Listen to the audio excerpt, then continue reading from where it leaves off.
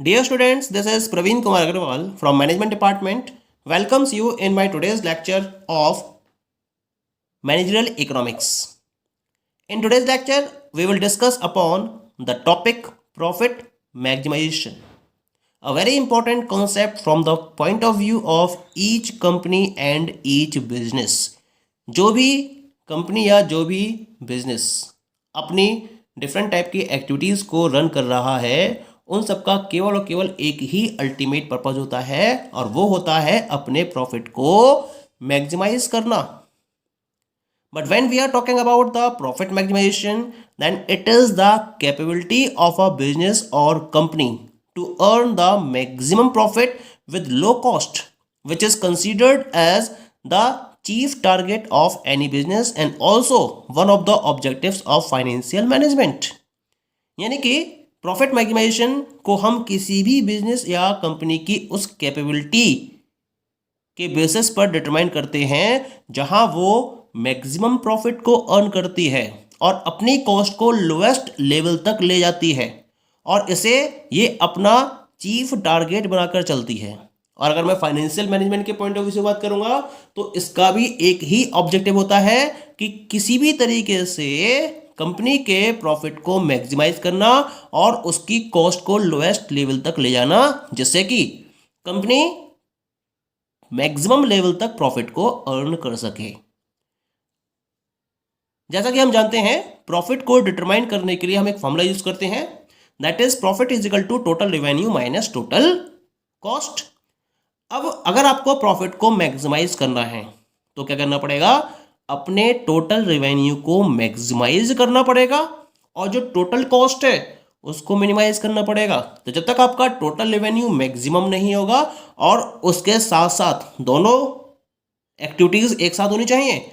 Total revenue जहां आपका maximum हो रहा है, टोटल कॉस्ट भी मिनिमम होना चाहिए. जब दोनों का डिफरेंस लेके चलेंगे तो ऑब्वियसली जो डिफरेंस होगा वो मैक्सिमम होगा और ये डिफरेंस कहलाता है प्रॉफिट. यानी कि कंपनी इस सिचुएशन में मैक्सिमम प्रॉफिट को अर्न करती है जहां उसका टोटल रेवेन्यू मैक्सिमम होता है और उसकी टोटल कॉस्ट मिनिमम होती है. ठीक है. अगर मैं इसको इकोनॉमिक्स के पॉइंट ऑफ व्यू से स्टडी करूं तो मैक्सिमम प्रॉफिट का मतलब होता है प्योर प्रॉफिट. और ये प्योर प्रॉफिट क्या होता है? Surplus above the average cost of production. Company ने जो प्रोडक्शन फॉलो किया और उसमें उसकी जो एवरेज कॉस्ट इन्वॉल्व हुई, उस एवरेज कॉस्ट से ऊपर जितना भी सरप्लस उसने अर्न किया वो उस बिजनेस का प्योर प्रॉफिट होता है और उस प्योर प्रॉफिट को हम कंपनी के मैक्सिमम प्रॉफिट के नाम से जानते हैं. इसका मतलब ये वो अमाउंट होती है जो एंटरप्रेन्योर के पास बचती है या रेजिड्यू रह जाती है उसके टोटल रेवेन्यू में से, जब वो सारे पेमेंट्स कर देता है जिनको वो फैक्टर ऑफ प्रोडक्शन के तौर पर यूज़ करता है.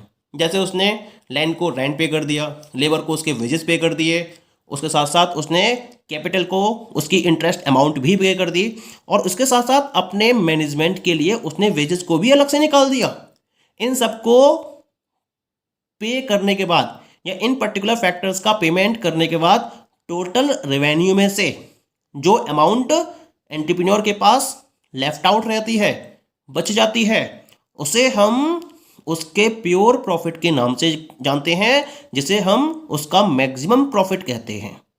इसका मतलब जो मैक्सिमम प्रॉफिट है, it is the residual income over and above his normal profits. यानी कि जो उसके नॉर्मल प्रॉफिट्स हैं उससे ऊपर उसने जितनी भी इनकम जनरेट करी वो इनकम उसके मैक्सिमम प्रॉफिट में इंक्लूड की जाती है. पॉइंट क्लियर हो गया? अगर मैं फाइनेंशियल मैनेजमेंट के पॉइंट ऑफ व्यू से डिस्कस करूं तो फाइनेंशियल मैनेजमेंट के पॉइंट ऑफ व्यू से profit maximisation is the approach और process which increases the profit और earning per share of the business. More specifically, profit maximisation to optimum level is the focal point of investment और financing decision. यानी कि profit maximum क्या होता है? ये एक वो अप्रोच है या वो प्रोसेस है जिसके बेसिस पर फर्म के प्रॉफिट को इंक्रीज किया जाता है या फिर जो बिजनेस है उसकी अर्निंग पर शेयर लगातार इंक्रीज हो जाती है और अपने हाईएस्ट लेवल तक पहुंच जाती है. या हम ऐसा भी कह सकते हैं कि जो प्रॉफिट मैक्सिमाइजेशन का कॉन्सेप्ट है वो उस ऑप्टिमम लेवल को डिटरमाइन करता है जिसके बेसिस पर हम इन्वेस्टमेंट या फाइनेंसिंग डिसीजन को फोकस करते हैं। तो अगर मुझे डिफरेंट टाइप के प्रोजेक्ट्स में से किसी एक प्रोजेक्ट को सेलेक्ट करना हो तो हम उसके लिए ऑप्टिमम लेवल पर उस प्रोजेक्ट की प्रॉफिटेबिलिटी को कंसीडर करते हैं, और जिस प्रोजेक्ट की प्रॉफिटेबिलिटी हाईएस्ट होती है उस प्रोजेक्ट में इन्वेस्टमेंट के बारे में डिसीजन फाइनल किया जाता है। तो इस तरीके से प्रॉफिट मैक्सिमाइजेशन का मतलब है इंक्रीमेंट इन द प्रॉफिट और increment in the earning per share of the business. ये अप्रोच है फाइनेंशियल मैनेजमेंट की। ऐसे हम बात करते हैं according to H.N. Martin. H.N. Martin के according profit maximisation may be the end but the means to achieve this end is what matters and that distinguishes a company in a corporate world and the market. यानी कि इन्होंने कहा कि जो profit maximisation है ये एक तरीके से किसी भी फर्म के लिए एंड ऑब्जेक्टिव हो सकता है। एंड का मतलब यहाँ से एंड ऑब्जेक्टिव के लिए है जिसके लिए फर्म लगातार एफर्ट्स कर रही है, लेकिन किस तरीके से आप इस एंड ऑब्जेक्टिव को अचीव करते हो ये मायने रखता है। और यही एक कंपनी को कॉर्पोरेट वर्ल्ड में या मार्केट में बाकी औरों से बिल्कुल अलग पोजीशन में खड़ा कर देता है, स्टैंड कर देता है। तो प्रॉफिट मैक्सिमाइजेशन का मतलब है वो एंड ऑब्जेक्टिव जिसको फर्म ऑब्टेन करती है और इसकी वजह से मार्केट में या कॉर्पोरेट वर्ल्ड में ये एक अपनी अलग पहचान बना लेती है। ठीक है, तो ये तो बात हो गई about the different concepts of profit maximisation की। अब हम बात करते हैं प्रॉफिट मैक्सिमाइजेशन के क्या क्या बेनिफिट्स हैं। पहला बेनिफिट होता है इसके अंदर, that is the economic existence.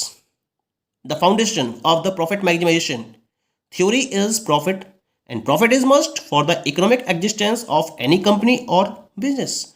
अगर कोई भी कंपनी अपने इकोनॉमिक एग्जिस्टेंस को लॉन्ग पीरियड ऑफ टाइम तक मेंटेन करना चाहती है तो जरूरी है कि वो लगातार प्रॉफिट को अर्न करे और ये प्रॉफिट को लगातार इंक्रीज करती चली जाए।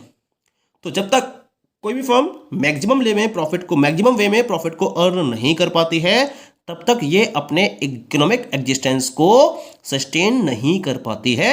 तो अपने इकोनॉमिक एग्जिस्टेंस को सस्टेन करने के लिए प्रॉफिट को मैक्सिमाइज करना यह हर फर्म के पॉइंट ऑफ व्यू से कंपलसरी हो जाता है। ठीक है, सेकेंड बेनिफिट रहता है प्रॉफिट मैक्सिमाइजेशन का, that is the performance standard. Profit determines the standard of performance of any business और कंपनी। अगर हमें किसी भी पर्टिकुलर कंपनी या बिजनेस के परफॉर्मेंस के स्टैंडर्ड को डिटरमाइन करना हो तो उसके लिए हम प्रॉफिट को एक पैरामीटर के तौर पर यूज करते हैं। जो फर्म जितना ज़्यादा प्रॉफिट अर्न कर रही होती है और जितना हाईएस्ट प्रॉफिट वो अर्न करती चली जाती है टाइम के साथ साथ, हम उसके अकॉर्डिंग उसके स्टैंडर्ड ऑफ परफॉर्मेंस को सेट करते चले जाते हैं। Highest profit means highest standard और lowest profit means lowest standard. और अगर कोई भी कंपनी या कोई भी बिजनेस अपने प्रॉफिट्स को अर्न करने में फेल हो जाता है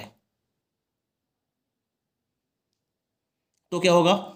तो ये अपने चीफ टारगेट को फुलफिल नहीं कर पाएगा और कहीं ना कहीं इसके एग्जिस्टेंस का रिस्क, यानी कि इसका एग्जिस्टेंस का जो रिस्क है वो लगातार बढ़ता चला जाएगा। तो एक तरीके से फर्म के परफॉर्मेंस स्टैंडर्ड को मेजर करने के लिए हम क्या करते हैं, प्रॉफिट को एक स्टैंडर्ड की तरह यूज करते हैं। ठीक है, and the last one is the economic and social well-being. Profit maximisation theory indirectly plays a role in economic and social well-being. Economic और सोशल वेल-बीइंग में प्रॉफिट मैक्सिमाइजेशन के बेसिस पर एक रोल प्ले किया जाता है, और ये रोल कैसा होता है? इनडायरेक्ट रोल होता है। कैसे है इनडायरेक्ट, समझ लेते हैं इसको। फर्म या बिजनेस ने मैक्सिमम प्रॉफिट को जनरेट किया। जब ये प्रॉफिट को जनरेट करेगी तो क्या करेगी? ये इस पर्टिकुलर पेमेंट को यूटिलाइज करेगी और डिफरेंट रिसोर्सेज का पेमेंट करने में इसको एलोकेट करेगी। जैसे कैपिटल का यूज करा है इसने तो वहां इंटरेस्ट पे करेगी, फिक्स्ड असेट्स का यूज कर रही है तो वहां जो भी असेट जिसके बेसिस पर यूज करी है उन्होंने उनको उसका अमाउंट उनका पे करेगी, लेबर को उनके वेजेस प्रोवाइड करेगी, ऑर्गेनाइजेशन में जो भी एम्प्लॉयज वर्कआउट कर रहे हैं उनकी सैलरी प्रोवाइड करेगी, या जो भी वर्कर्स वर्कआउट कर रहे हैं उनका अमाउंट उन्हें पे करेगी, जहां से उसने रॉ मटेरियल परचेज करा है उन सप्लायर्स के लिए उनका रॉ मटेरियल के लिए अमाउंट पे करेगी। इस तरह से सोसाइटी में रहने वाले डिफरेंट पर्संस जो उस कंपनी से या उस फर्म से कनेक्टेड हैं उनको वो पेमेंट करेगी out of this particular maximum profit. तो अगर प्रॉफिट ज़्यादा होगा तो ये जो पेमेंट होगा ये भी ज़्यादा होगा। तो इस तरीके से ये क्या करती है, ये इकोनॉमिक एंड सोशल वेलफेयर को भी प्रॉपरली परफॉर्म करती है। लेकिन अगर प्रॉफिट को मैक्सिमाइज नहीं करेगी, ये अगर प्रॉफिट मैक्सिमाइजेशन फंक्शन को फॉलो नहीं करेगी तो ये इकोनॉमिक और सोशल वेलफेयर को भी मैक्सिमाइज नहीं कर पाएगी। ओके, तो ये तो बात हो गई about the benefits of profit maximisation. अब हम बात करेंगे अबाउट द ड्रॉबैक्स और लिमिटेशंस ऑफ प्रॉफिट मैक्सिमाइजेशन की। क्या क्या इसके ड्रॉबैक्स रहते हैं? The very first drawback is the vagueness of the profit concept. Profit maximisation का कॉन्सेप्ट इनडेफिनिट होता है, क्योंकि जब हम डिफरेंट पर्सन्स की बात करेंगे तो प्रॉफिट को ये डिफरेंट पॉइंट ऑफ व्यू से कंसीडर करते हैं।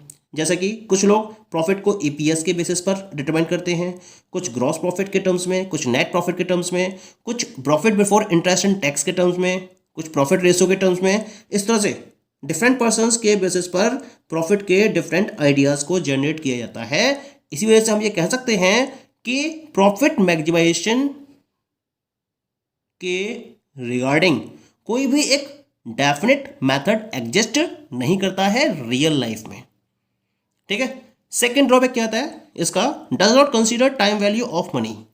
प्रॉफिट मैक्सिमाइजेशन की जो थ्योरी है वो केवल ये स्टेट करती है कि जितना ज़्यादा प्रॉफिट होगा बिजनेस की परफॉर्मेंस उतनी ही बेटर होगी, और इस पर्टिकुलर स्टेटमेंट के रेफरेंस में कंपनी कंसीडर करती है केवल प्रॉफिट को, और इसमें टाइम वैल्यू ऑफ मनी को कंसीडर नहीं किया जाता है। टाइम वैल्यू ऑफ मनी का कॉन्सेप्ट हमें बताता है कि जो सर्टेन यूनिट ऑफ मनी है आज की डेट में वो 1 साल बाद उस उतने के बराबर नहीं होंगी जितनी वैल्यू उनकी आज के डेट में है। लेकिन जो प्रॉफिट मैक्सिमाइजेशन कॉन्सेप्ट है वो टाइम वैल्यू ऑफ मनी को कंसीडर नहीं करता है और केवल यही स्टेटमेंट देता है कि जितना ज़्यादा प्रॉफिट हायर होगा परफॉर्मेंस उतनी ही बेटर होगी। तो इसी वजह से प्रॉफिट मैक्सिमाइजेशन को हम इस बेसिस पर प्रॉपर्ली डिटरमाइन नहीं करते हैं, क्योंकि टाइम वैल्यू ऑफ मनी को कंसीडर नहीं करते हैं। और तीसरा है इसके अंदर कि जो प्रॉफिट मैक्सिमाइजेशन की थ्योरी है वो रिस्क को कंसीडर नहीं करती है। Any business decision only considering profit maximisation model ignores the involved risk factor which may be harmful to the existence of the business in the long run। यानी कि जब हम प्रॉफिट मैक्सिमाइजेशन कॉन्सेप्ट को focus करते हैं या इस theory को फोकस करते हैं तो ये क्या करती है, रिस्क को इग्नोर कर देती है। लेकिन जब हम बिजनेस के लॉन्ग रन की बात करते हैं तो लॉन्ग रन में बिजनेस के एग्जिस्टेंस के लिए प्रॉफिट रिस्क को इग्नोर करना बहुत खतरनाक हो सकता है, हार्मफुल हो सकता है।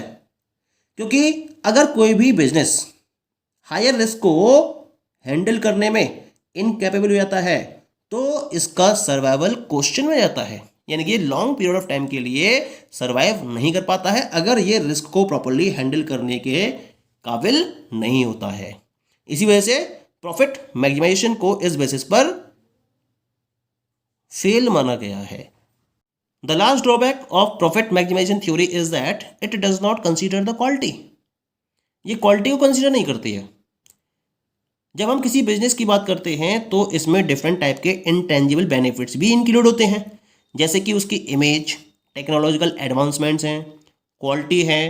इन सब को प्रॉफिट मैक्सिमाइजेशन अप्रोच में कंसीडर नहीं किया जाता है, और इनको कंसीडर नहीं किया जाता है यही इस पर्टिकुलर अप्रोच की एक बिगेस्ट ड्रॉबैक है। क्योंकि ये जो इंटेंजिबल असेट्स हैं, these intangible assets have a mentionable role in creating value for the business which can not be ignored. क्योंकि अगर आपको अपने बिजनेस की वैल्यू को क्रिएट करना है तो ये जितने भी इंटेंजिबल असेट्स हैं ये एक रिमार्केबल रोल प्ले करते हैं, जिसको हम किसी भी कीमत पर इग्नोर नहीं करते हैं। इसी वजह से इस ग्राउंड पर जो प्रॉफिट मैक्सिमाइजेशन अप्रोच है वो फेल हो जाती है। Okay, so these all are the different limitations or drawbacks of the profit maximization approach. Thank you.